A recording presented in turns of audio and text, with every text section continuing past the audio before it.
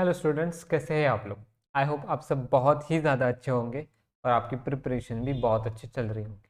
तो स्टूडेंट्स, आज हम पढ़ने वाले हैं डबल सर्कुलेशन। ओके, लास्ट कुछ वीडियो में हमने कार्डियक साइकिल भी देखा था। उसमें हमने देखा था कि किस वे में हार्ट ब्लड पंप करता है। ठीक है, ये सारी चीज़ें हमने देखी थी।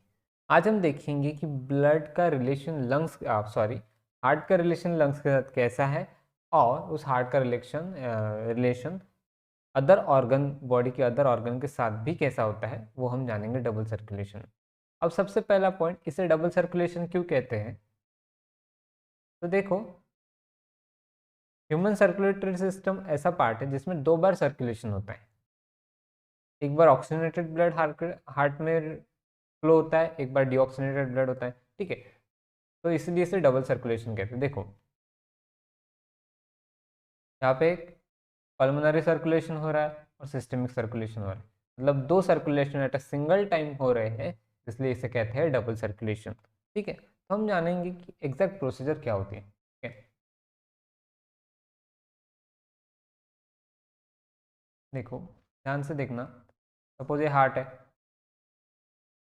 ये चार chamber, is left atrium, right atrium, right ventricle और लेफ्ट वेंट्रिकल। ओके, क्या होता है, और ये कोई पर्टिकुलर ऑर्गन पकड़ लेते हैं अपन, और यहाँ पे क्या है, लंग्स। ठीक है, सबसे पहले पता है आपको, लेफ्ट वेंट्रिकल से क्या होगा, ब्लड यहाँ पे आएगा।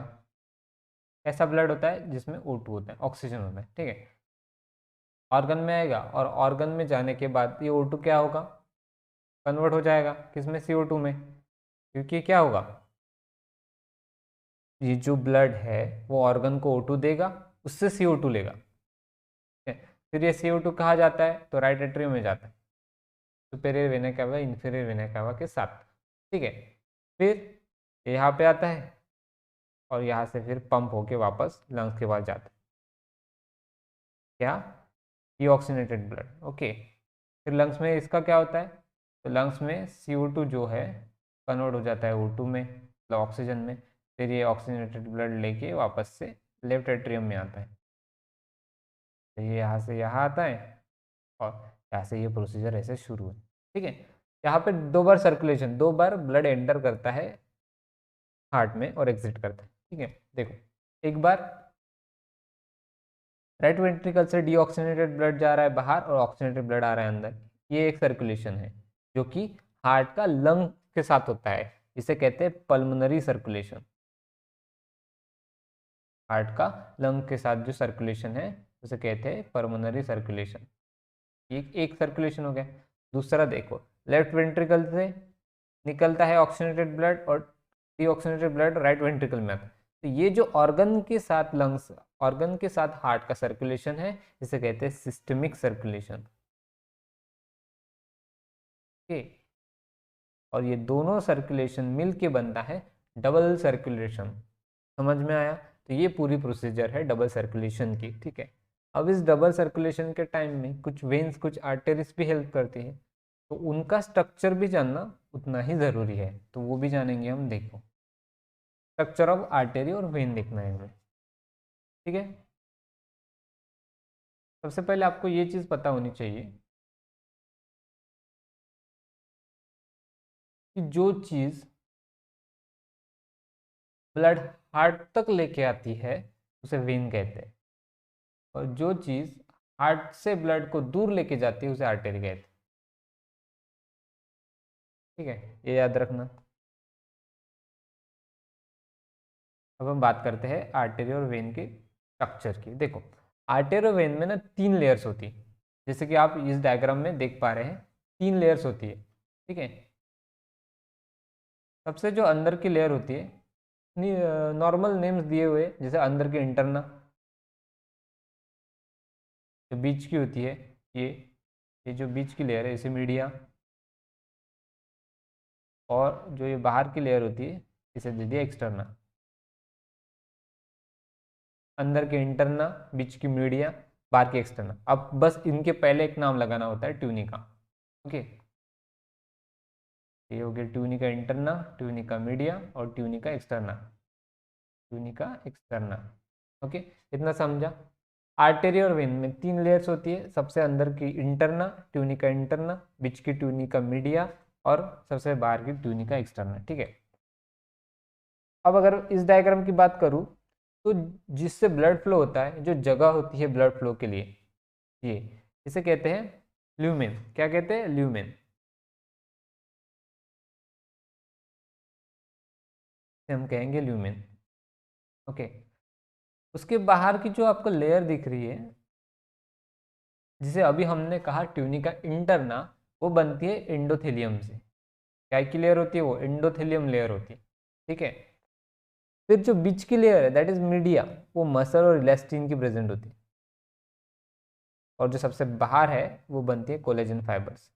पे क्वेश्चंस आते हैं, आपको याद रखना है। ठीक है, अब आपने ये बहुत बार सुना होगा कि wall of artery is greater than wall of when, मतलब उसकी थिकनेस, आर्टेरी की थिकनेस जो है ज़्यादा होती है वेन से। ऐसा क्यों?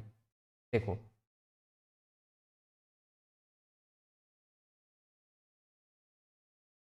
जैसे अगर मैं यहाँ पे बात करूँ तो लेफ्ट वेंट्रिकल है। लेफ्ट वेंट्रिकल क्या करता है? ब्लड को पंप करता है और एक प्रेशर डेवलप होता है। अब वो प्रेशर इतना ज़्यादा होता है कि उस प्रेशर को हैंडल करने के लिए जो ऑर्टा होता है उसकी थिकनेस भी ज़्यादा होनी चाहिए। यही रीज़न है कि जो आर्टेरी है इसकी थिकनेस ज़्यादा होती है वेन की वॉल से। अब ये थिकनेस जो है वो डिपेंड किस पे करती है? तो वो डिपेंड करती है ट्यूनिका मीडिया पे। ठीक है, जो थिकनेस से डिपेंड करती है ट्यूनिका मीडिया पे। ट्यूनिका इंटरना और ट्यूनिका एक्सटर्ना सेम रहेंगे वेन्स और आर्टेरी में, लेकिन आर्टेरी का ट्यूनिका मीडिया ज़्यादा थिक रहेगा वेन की ट्यूनिका मीडिया से। ठीक है, क्योंकि उसे प्रेशर हैंडल करना पड़ता है ज़्यादा। समझ में आया? स्ट्रक्चर समझ में आया? कहाँ से बनते समझ में आया? और वॉल का डिफरेंस क्या है, थिकनेस का डिफरेंस क्या है, समझ में आया? चलो, अब हम चलते हैं आगे। अब ना दो टाइप के सिस्टम होते हैं हमारे बॉडी में, एक आर्टेरियल सिस्टम होता है और एक वेनस सिस्टम होता है। दोनों सिस्टम हमें जानने हैं। ठीक है, सबसे पहले हमें पता है दो चीज़ें। आर्टरी में कौन कौन सा होता है अपने पास? एक ऑर्टा होता है और एक पल्मोनरी आर्टरी होती है। यही दोनों चीज़ें होती है। पल्मोनरी आर्टरी का काम क्या है? तो डीऑक्सीनेटेड ब्लड कैरी करना।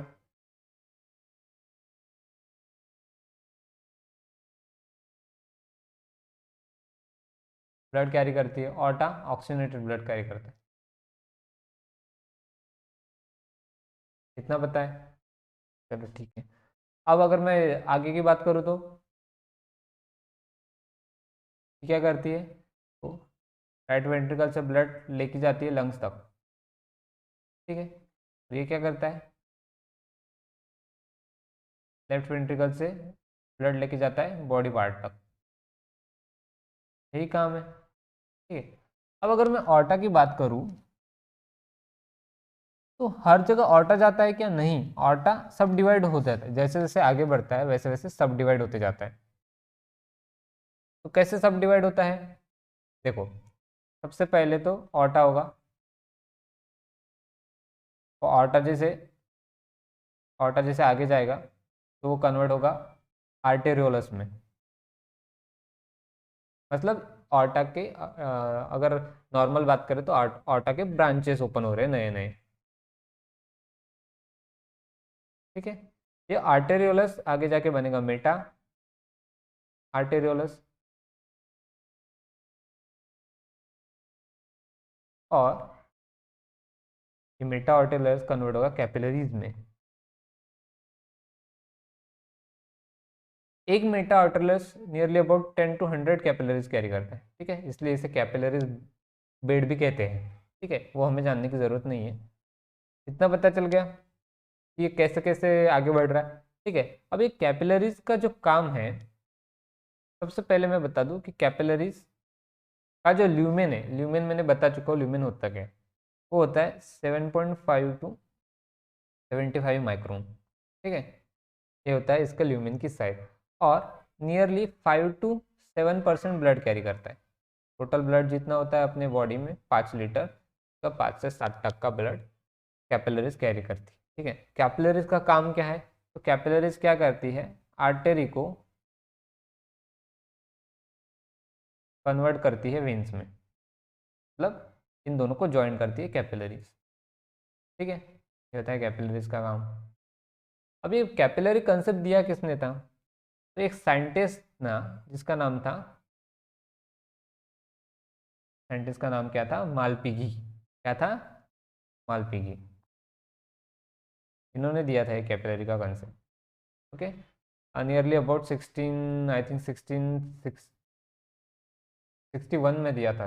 ओके, 1661 में दिया था मालकीबी ने कैपिलरीज का, कैपिलरी से टर्म। इतना समझा आर्टेरियल सिस्टम के बारे में। पल्मोनरी आर्टरी होती है और ऑर्टा होता है। ऑर्टा आर्टेरियोलस में बनता है, फिर मेटा आर्टेरियस होता है, फिर कैपिलरीज होती है। कैपिलरीज क्या करती है? O2 देती है और CO2 ले लेती है ऑर्गन से, फिर वो कन्वर्ट हो जाती है वेन्स में, फिर वेन्स सुपेरियर वेना कावा में जाता है, इंफीरियर वेना कावा, ये सारी चीज़ें फिर शुरू हो जाती है। ओके, अब देखो ये जो ऑर्टा है,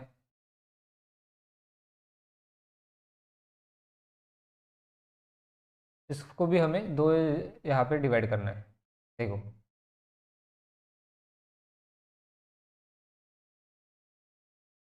ऑर्टा का काम क्या है? बॉडी के ऑर्गन तक ब्लड प्रोवाइड करना। अब जो बॉडी की अपर साइड, अपर बॉडी में ब्लड प्रोवाइड करेगा, उसे कहेंगे असेंडिंग ऑर्टा।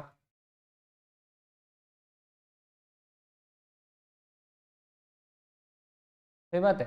और जो नीचे जाएगा उसे डिसेंडिंग कह देंगे।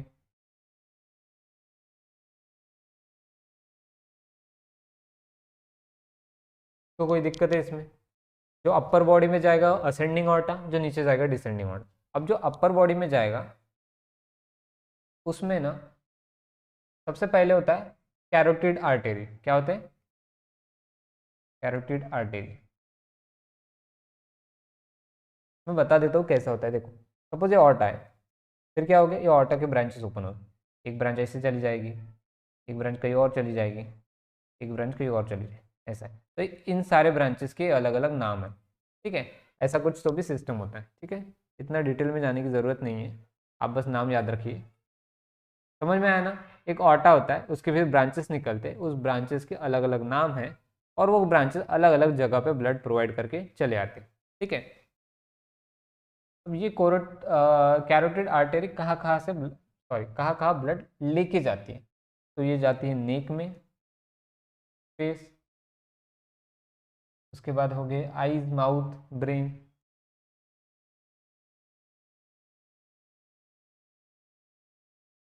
ठीक है, यहाँ तक ये क्या करती है, तो ब्लड प्रोवाइड करती है। उसके बाद सेकंड होता है सब क्लेवियन। ठीक है,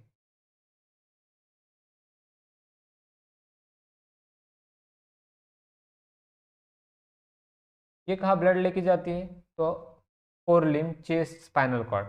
ठीक है, फोर लिम्ब के साथ साथ चेस्ट और स्पाइनल कॉर्ड।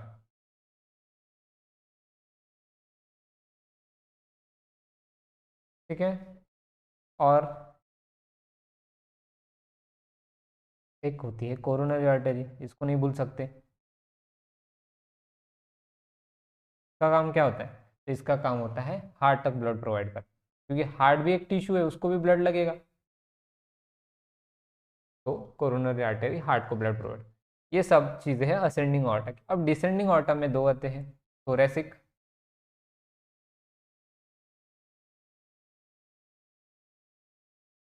और दूसरा होता है एब्डोमेन। एब्डोमेन,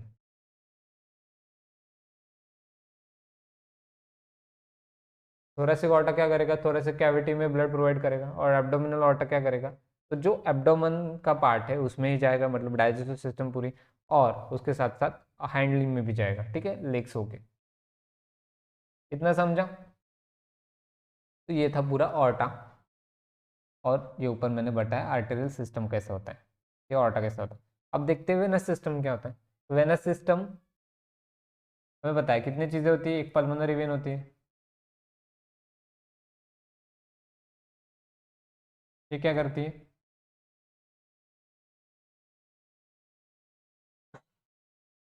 पल्मोनरी वेन क्या करती है?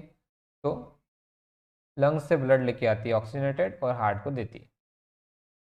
कहाँ पे? तो लेफ्ट एट्रियम में देती है। ठीक है, यही इसका काम है पल्मोनरी वेन का। ओके, उसके बाद कोरोनरी साइनस होता है।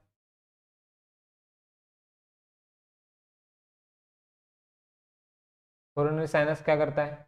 जो हार्ट का डीऑक्सीजनेटेड ब्लड, सॉरी, हार्ट का डीऑक्सीजनेटेड ब्लड है वही लेके आता है, हार्ट को देता है। ओके, हार्ट टू हार्ट ही इसका ट्रांसफर होता है, बट कौन सा ब्लड? Deoxygenated blood. उसके बाद हमारे पास सुपेरियर वेना का है।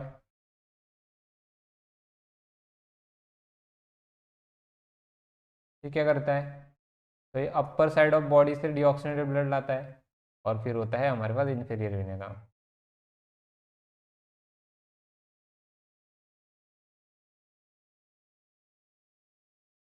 ये क्या कहता है? तो ये लोअर बॉडी से ब्लड लाता है, डीऑक्सीजनेटेड ब्लड। ठीक है, ये समझा, आर्टेरियल सिस्टम समझा, वेनस सिस्टम समझा। अब एक सिस्टम ऐसा है जिस पे क्वेश्चन आने के चांसेस बहुत ज़्यादा होते हैं, क्योंकि ये हर जगह नहीं पढ़ाया जाता, और नाम है पोर्टल सिस्टम। आपके एनसीईआरटी के बुक में सिर्फ नाम मेंशन किया हुआ है, हम देखेंगे होता क्या है, ज़्यादा डीप नहीं जाएंगे लेकिन देखेंगे। देखो, पोर्टल सिस्टम दो होते हैं, हिपैटिक पोर्टल सिस्टम और रीनल पोर्टल।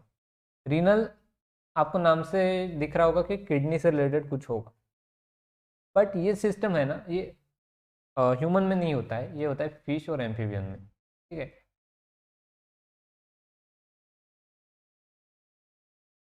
ह्यूमन में एक सिस्टम होता है हिपैटिक पोर्टल सिस्टम, ये ह्यूमंस में होता है। हिपैटो मतलब लीवर, तो क्या होगा? ऐसी वेन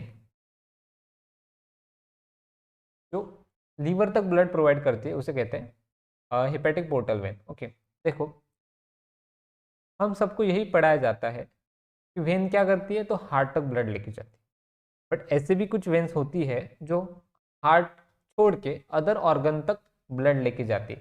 तो वो जो सिस्टम होता है, ऐसे वेन का सिस्टम जो हार्ट तक ब्लड लेके नहीं जाती, अदर ऑर्गन तक लेके जाती है, उसे कहते हैं पोर्टल सिस्टम।